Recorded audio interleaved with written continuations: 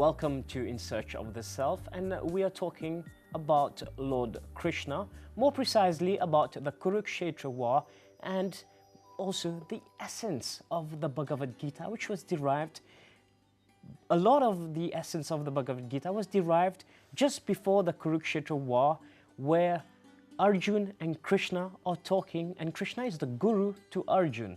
We have Shakuntala Howaldar with us to share her mighty knowledge. Shakuntala, welcome again. Thank you, dear. Kurukshetra is the battle between good and evil. Of course. And Bhagavad Gita is what Krishna tells Arjuna as a guru now.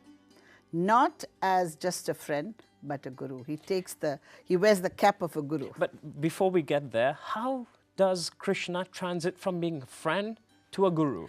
Because Arjuna is despondent, he's negative, he's going into depression. He doesn't want to go to the war. He doesn't want to go to the war, he's going into negativity, he's finding reasons why he should not fight as a Kshatriya. He does not believe in bloodshed, he doesn't want to kill people. He wants to be non-violent. Exactly. But Krishna says, see, you are facing so many odds, my friend.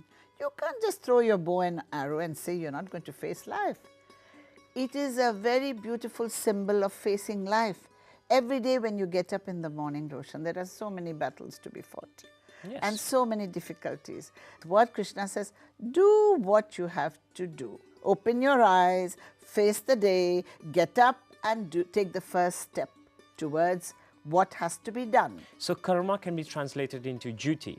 I would say Nishkama karma here. Exactly, I was coming on to Nishkama karma means doing your duty without waiting for fruits. Do something without any expectations. Yes. How is that different from... because most people nowadays, they are motivated by success, by money, by fame.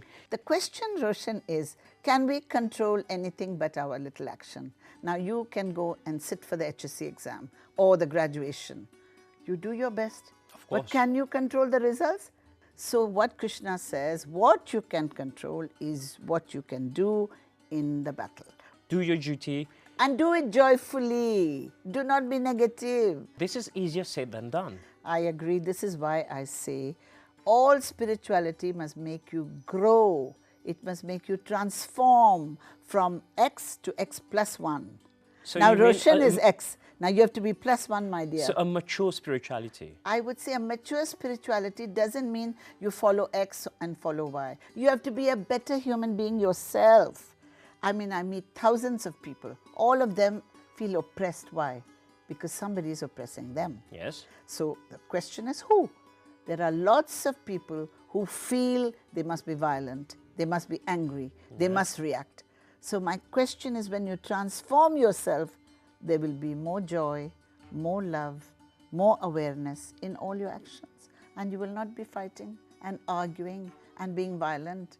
Is that proven? It's proven. It's proven by a wonderful person called Goldman. Yeah. He did what we call the emotional quotient of human beings. And he said the EQ should be as strong as the IQ. When the IQ and the EQ are balanced, then the person becomes normal. Can you explain what's the EQ and the Emotional quotient means the kind of human being you are. And like the IQ is your level of... IQ is level of intelligence. Yeah. Now, I can be very intelligent. I can make a bomb and throw it on you. I'm very intelligent, and when you're not looking, I throw the bomb on you, right? Right. This is intelligence, right? But is it emotionally intelligent? Is it SQ, spiritually okay? No. I cannot hurt you and be happy. This has also been proven. If I harm you, I also become unhappy, because the consciousness that we all have is one. Because you do know that the person is doing something wrong, and he will absorb that negativity. You reap as you sow. You cannot grow bananas and expect to have zanana. So Krishna, being the charioteer, Krishna is trying to explain the essence of duty, which is also translated as karma. And also part of the law. The cosmic law binding every human being. Voila. So what does Krishna explain to Arjuna then? He takes Arjuna on a long, long trip of spiritual transformation. Does he show his real self to Arjuna? Yes, but again, like Yashoda, Arjuna cannot take too much of the real Krishna. Yes. The Krishna as light, Yes. as light and consciousness. He gets frightened.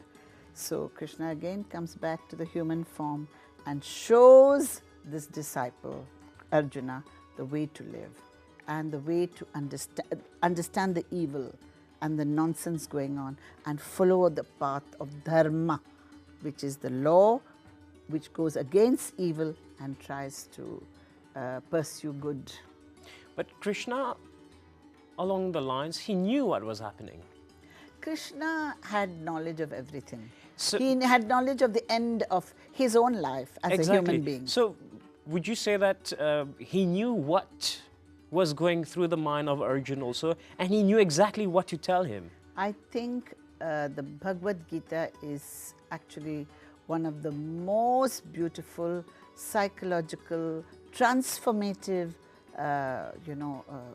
scriptures that you can have, because it tells you how to change yourself. But was it fair on Arjuna?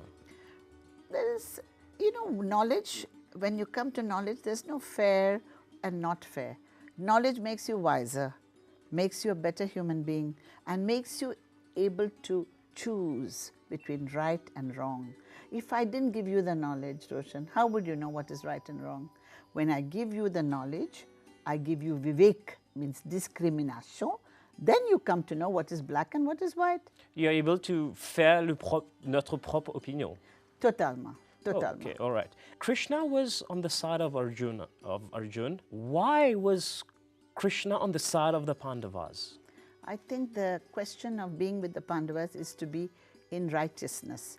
You see, Krishna tried As in his dharmic action? Yes, he tried to prevent war.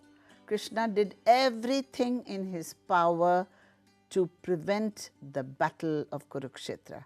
He even went to Duryodhana and asked Duryodhana, why don't you give Yudhishthira only a small dot on the map of the territory? Yes. And you can see that Duryodhana said, no, you go ahead and die in the war. I'm going to win this war and I'm going to pursue you guys. He was filled with hatred. He was filled with anger. He was filled with violence. He was filled with everything which was negative. A lot of negativity. And so that's the reason why Krishna chose the right side. Had to go against Duryodhana. It's not that he wanted to. He had to, and be with the 5 brothers who symbolize goodness, graciousness, love, and of course, the celebration of life. So do you see Krishna doing anything wrong? Krishna, if you ask me, ultimately, in the sense of God, he does not do wrong. But when he comes onto the man world, the earth territory, and plays the role of the human. Plays the role of the human. Sometimes he has to do things which may not appear very correct, but which he feels is necessary to destroy evil. At some point, Krishna did advise Bhim, when Bhim was fighting against Duryodhana, that Bhim was hitting Duryodhana on every part of his body, but he was not hurt, except for his thighs. So how did Krishna know about this secret? Well, basically, Krishna is also God. He knew that Duryodhana had gone to his mother, Gandhari, and had a body which was invincible. Yes. You could not touch it, Yes. because it was like an iron. But he was very proud of it. He was very proud of it, but there was a part in the body which was very weak, which Gandhari was not able to bless. So this is the part which Krishna points to when Bhim and Duryodhana are fighting. And he says to Bhim, come on, you better attack the right part, my dear, otherwise you'll lose the battle. But So how did Krishna know that? he knew, because he had foreknowledge of everybody and everything. So you would say his third eye was open, he was... Absolutely. He is God, but he also plays the role of man. He knows everything, so is he playing a game? He is playing a game for you to grow, for you to transform, for you to understand that you are also part of the Godhood, Godhead, and also your spirituality will come out. This is what he wanted for Arjuna. and he goes all out to teach Arjun how to be a god. Because in the Hindu philosophy, you have God energy in you. It depends on who brings it out. And it is the Guru who brings out the God in you. And we can see the transformation that Arjun goes through, and his 4 other brothers, who they were and who they become after the war. And they have been under the guidance of Lord Krishna. Absolutely, because they accepted him as a Guru. You see, Duryodhan never accepted Krishna as a Guru. He wouldn't accept another person being higher than him. Correct. And we can clearly see how Arjun also transforms himself through the whole story of Mahabharata. And we can safely say that it was thanks to Lord Krishna's guidance and 100%. directions. I would say that Krishna changes the whole meaning of the Mahabharata by having this beautiful scripture called the Bhagavad Gita, which has guided millions of people. I mean, it's guided people like Einstein. Einstein says he reads the Bhagavad Gita every day. You have Gandhi who reads the Gita. So you see, each one draws from the Gita what he needs to grow into a better human being. But the essence of reading the Bhagavad Gita is to draw one's own personal understanding and hopefully grow to that. Because if you've read the Bhagavad Gita and you are reaching enlightenment, probably it won't work for me. No, I think each one must take from this well whatever suits him. Because you can't all be enlightened at the same time, at the same moment. Everybody has his moment of growth, understanding, time. No, bisa doon sa litang lang. Parce que pas tout du monde dans une famille même pareil. Everyone is thirsty of this wealth of knowledge. You may be greedy for knowledge, but whether you're ready for the knowledge is a different question. Ladies and gentlemen, do tune in for the next episode.